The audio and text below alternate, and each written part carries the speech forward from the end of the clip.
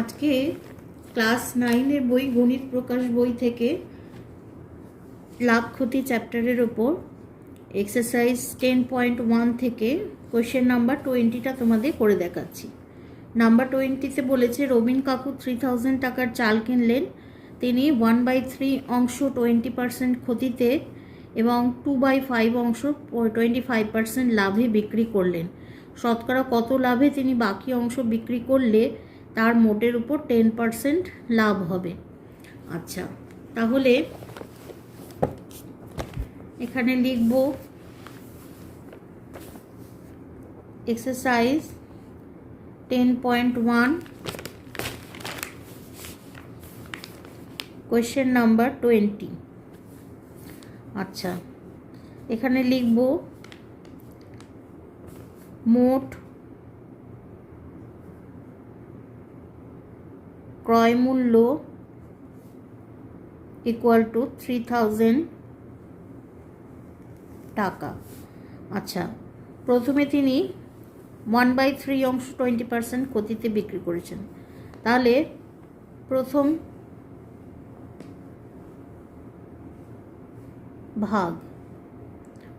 ভাগে তিনি প্রথম ভাগের ক্ষেত্রে ক্রয় মূল্য ইকুয়াল টু 1/3 ইন্টু 3000 টাকা। তার মানে হচ্ছে 3 1 যা 3 1000 টাকা। আচ্ছা, তিনি 20% ক্ষতিতে বিক্রি করেছেন। তাহলে ক্ষতি ইকুয়াল টু 20%। তার মানে লিখব ক্রয় মূল্য 100 টাকা হলে বিক্রয় মূল্য 180 টাকা। যেহেতু ক্ষতি হয়েছে তাহলে বিক্রয় মূল্য কম হবে 20। আচ্ছা, ক্রয় মূল্য 1 টাকা হলে বিক্রয় মূল্য 80/100 টাকা। আর ক্রয় মূল্য 1000 টাকা হলে বিক্রয় মূল্য 80/100 ইন্টু 1000 টাকা। 0 আর 0 দুটো 0 কাটছে, তাহলে হচ্ছে 800 টাকা। তাহলে বিক্রয় মূল্য পেলাম, প্রথম ভাগের বিক্রয় মূল্য হচ্ছে 800 টাকা। আচ্ছা, এবার হচ্ছে দ্বিতীয় ভাগ। দ্বিতীয় ভাগটা হচ্ছে 2/5 অংশ। তার মানে ক্রয় মূল্য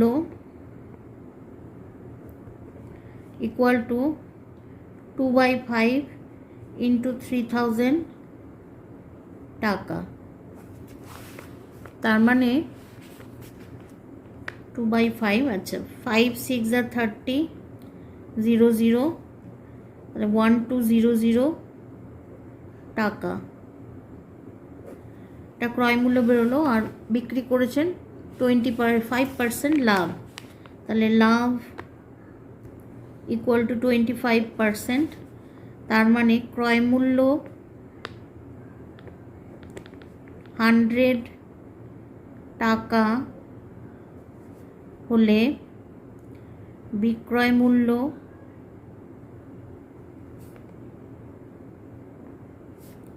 125 টাকা, যেহেতু 25% লাভ করেছে।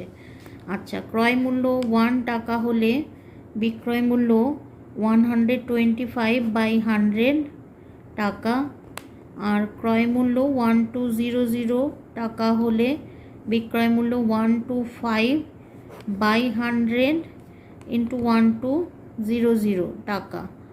0 0 কেটে যাচ্ছে, তাহলে এখানে 125কে 12 দিয়ে মাল্টিপ্লাই হবে। 125 12 দিয়ে মাল্টিপ্লাই, 5 12 যা 60, 12 2 যা 24, 6 carry 30, 12 ones are 12, R 3 carry 15, 1500 টাকা।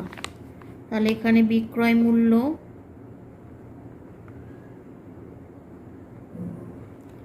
1500 টাকা।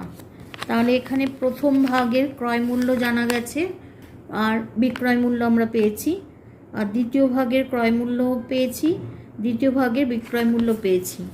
আচ্ছা, এইবারে বলেছে যে শতকরা কত লাভে তিনি বাকি অংশ বিক্রি করলে তার মোটের উপর 10% লাভ হবে। আচ্ছা, তাহলে এখানে তৃতীয় ভাগটা যেটা পড়ে থাকছে, আচ্ছা তাহলে তৃতীয় ভাগ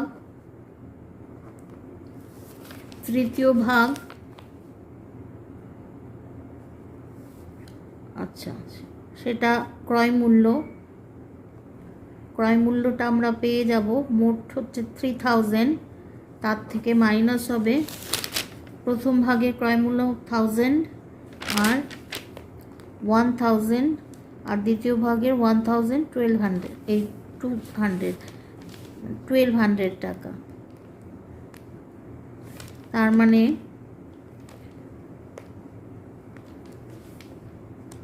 3000 থেকে 2200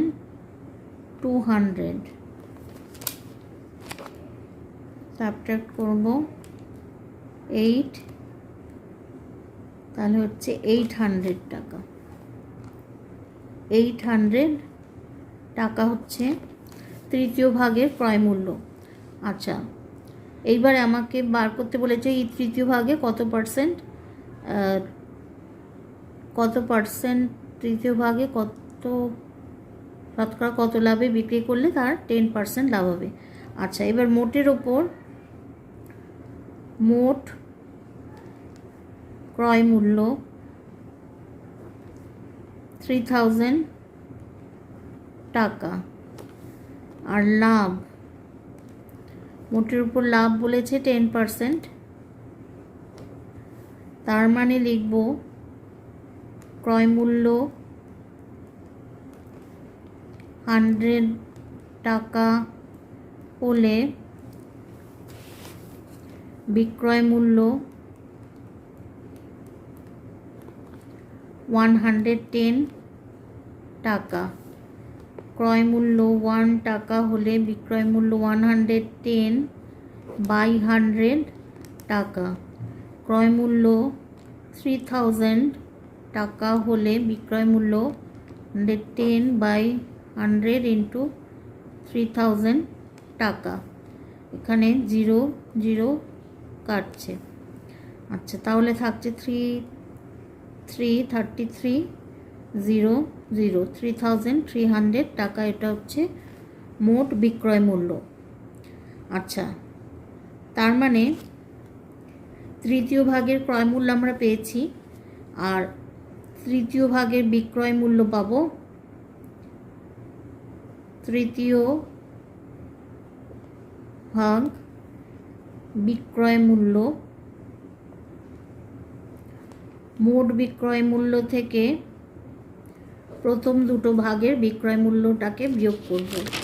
প্রথম ভাগের বিক্রয় মূল্য হচ্ছে 800, আর দ্বিতীয় ভাগের বিক্রয় মূল্য 1500 টাকা। তার মানে লিখব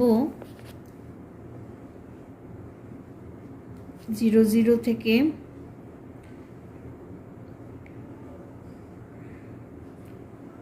008513 আর 2300 সাবট্রাক্ট করলে পাচ্ছি 1000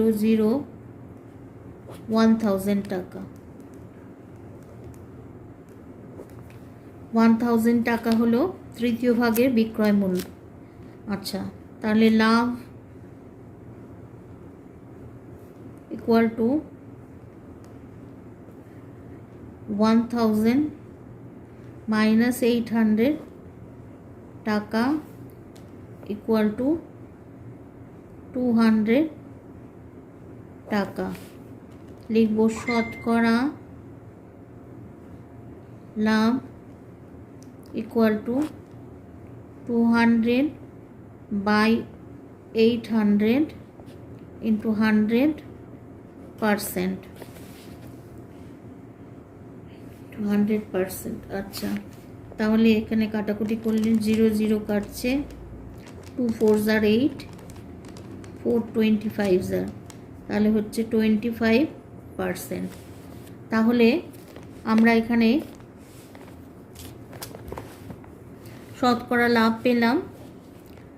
বলেছে শতকরা কত লাভে তিনি বাকি অংশ বিক্রি করবেন, তাহলে এখানে বাকি অংশ তিনি শতকরা 25% লাভে বিক্রি করবেন, তাহলে তার মোটের উপর 10% লাভ হবে।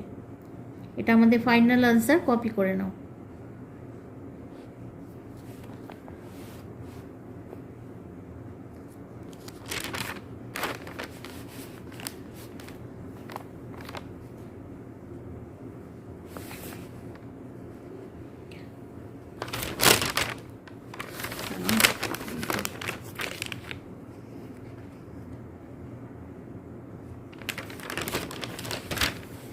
আজকে আমার ক্লাস এই পর্যন্ত। ক্লাস যদি তোমাদের ভালো লাগে তাহলে অবশ্যই চ্যানেলটা সাবস্ক্রাইব করো আর লাইক শেয়ার কমেন্ট করতে ভুলো না। টাটা।